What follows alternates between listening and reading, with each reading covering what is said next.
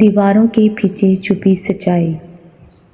لاہور کے ایک معروف فلاحی ادارے کے سربراہ کو ایک روز شہر کے پاگل خانے کا دورہ کرنا پڑا۔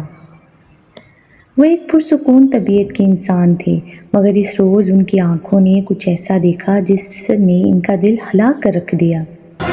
پاگل خانے کی ایک مخصوص عمارت میں 30 خواتین قید تھیں، جنہیں ماہرین نے خطرناک حد تک ذہنی مریض قرار دیا تھا۔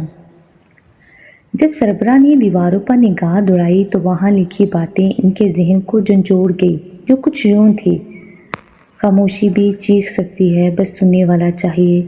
ظلم سہنا کبھی کبھی پاگل پن سے زیادہ خطرناک ہوتا ہے۔ سچ بولنے کی سزا اکثر تنہائی ہوتی ہے۔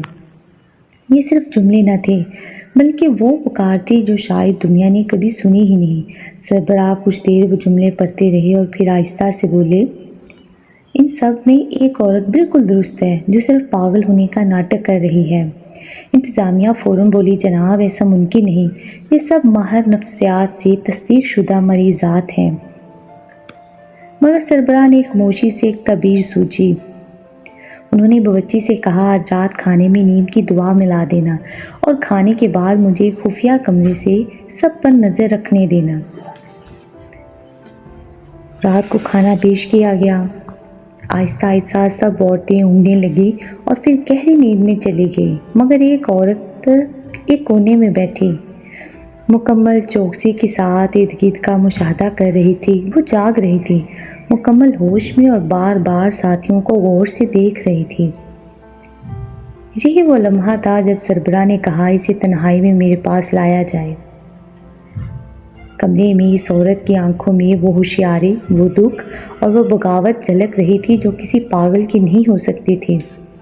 سچ سچ بتاؤ، تم یہاں کیسے آئی؟ سربراہ نے نرمی سے پوچھا۔ عورت نے کچھ لمحے خاموش رہ کر گہری سانس لی اور کہا، میں یونیورسٹی میں پڑھاتی تھی۔ میرا شوہر دوسری شادی کرنا چاہتا تھا۔ میرے انکار پر اس نے جھوٹا مقدمہ بنایا کہ میں پاگل ہوں۔ عدالت نے ماہرین کی رائے پر بھروسہ کیا اور مجھے یہاں قید کر دیا گیا۔ سربراہ کے دل پر جیسے کوئی ضرب پڑی۔ وہ سمجھ گئے کہ دیواروں پر لکھی عقل کی باتیں اسی مظلوم عورت کی تھیں۔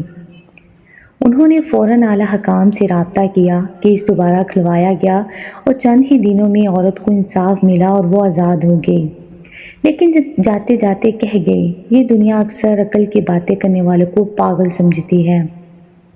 سربراہ دیواروں کی جانب دیکھتے رہے، مگر اب وہ صرف الفاظ نہیں تھے، وہ معاشرے کے زخم تھے، اور ان زخموں سے خون نہیں سچ ٹپک رہا تھا۔ کبھی کبھار سچائی پاگل خانے کی دیواروں سے بھی زیادہ قید میں ہوتی ہے اور عقل الزام کی زنجیروں میں جکڑی ہوئی۔ ہمارے معاشرے میں ایسے واقعات روزانہ پیش آ رہے ہیں جہاں سچ بولنے والوں کو پاگل اور ظلم سہنے والوں کو خاموش کر دیا جاتا ہے۔ مگر کچھ سچ ایسے ہوتے ہیں جو دیواروں پر لکھ دیے جائیں اور وقت آنے پر چیخ چیخ کر بولتے ہیں۔ آج کی کہانی بھی ایک ایسے ہی سچ پر منبی ہے۔